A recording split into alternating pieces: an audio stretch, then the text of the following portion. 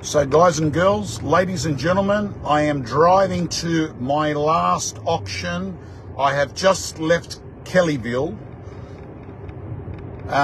North Kellyville, and I have to tell you, disappointed because we got to 3.2 million on a home, which is pretty good money. I've looked at the comparable sales.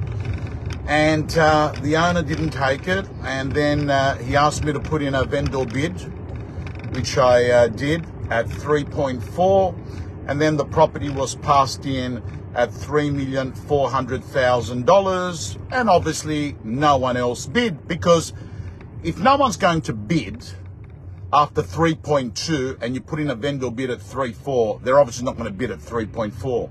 So often people ask, why would you end up putting a vendor bid then? Because if you know that you weren't going to get another bid, it's just that the vendor's instructions are that he wanted to be positioned, passed in at a higher figure than that.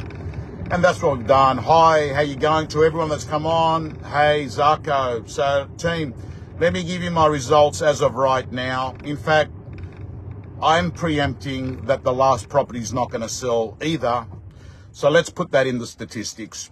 So today's results are 2 out of 9, and that includes one property that got sold prior. So in reality, the hammer went down once today, which is not a great result.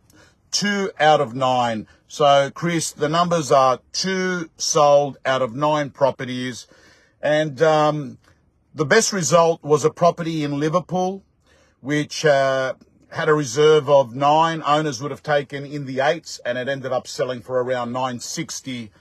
A home that is a potential duplex site. That was the best result. It went downward from there, even though the money that we got in Kellyville was a decent figure, but the owner doesn't want to sell it at that. So let me just touch on a couple of things. I'm putting my neck on the line, and I'm going to say that there is 1 to 2 more rate rises, and that's it. 1 or 2 more rate rises, and that's it. And they're going to be in August and or September. Okay? And I'm not that interested now and worried, about the rate hikes. I'm now more interested to see what our resting rate is going to be. And I want to touch on that very briefly for a moment. There are 3 kind of interest rates that an economy has. There is the resting rate. Like a heart rate, that's your resting rate. That's where it's at most of the time. Then you have what is called a tightening rate, which is what we're going through at the moment, where there's a tightening of the economy and it's done, where you use interest rates as a lever to actually change the situation. Right now, it's inflation, right? And then what happens is when your goal is achieved, then what happens is you stop. When the goal is achieved, you stop, and the Reserve Bank says, okay, the damage has been done, we can stop there. Then what actually happens is you then have a rate, which is a relaxed rate. And this is where you start dropping the rate because you have done the damage that you've done, you've achieved. Sorry team, that was my phone ringing. And at some point, what's going to happen is that you move from a resting rate to a relaxed rate. Ringing. Okay, it's coming back on. I'm very sorry. So team, all I want to say to you is that I'm really keen to see where that resting rate is going to be. And I actually think it's going to probably hover around 6.75 for a while. And then what will happen is we'll go into a relaxed rate. But be very clear, when there's a tightening of the rate, it goes up faster than when there's a relaxing of the rate. Relaxing of the rate goes slower because the RBA is a conservative organization, and what they'll do is they'll always take safety first. Let's not go down too quickly. The only time they've gone down very quickly on a rate has been during COVID, where they panicked and they thought we better stimulate this economy, and it was uncharted territory. So, team, that's what I'm saying to people. Some people that are looking for a short-term solution just to cover their costs, because they're going from 2% to 6.5%. Don't think to yourself that it's going to go back from 6.5% down to 2% again. This could be a period of time for years that you've actually got a higher rate. So if you can't afford a property at the current rate, you should accept that, hey, we might not be able to afford a property in the near future, right? So anyway, team, that's the situation. Today, 2 out of 9.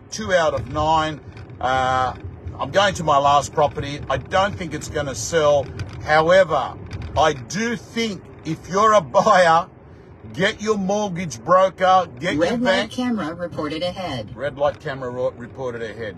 So get your finance approved, because I think buying opportunities are now and around the corner.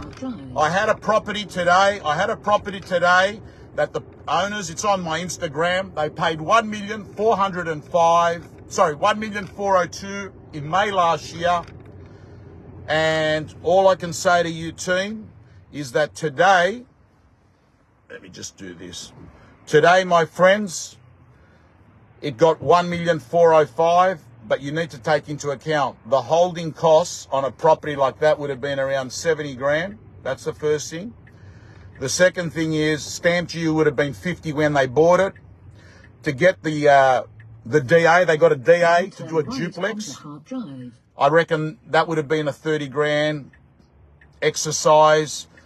So, and it didn't sell. So if you can do the numbers, right? You know, there's $150,000 that they're probably losing if they sell at that figure, and they didn't sell.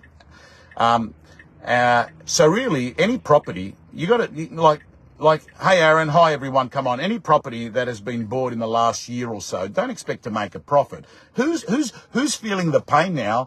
People that didn't take the view that real estate's a long-term play.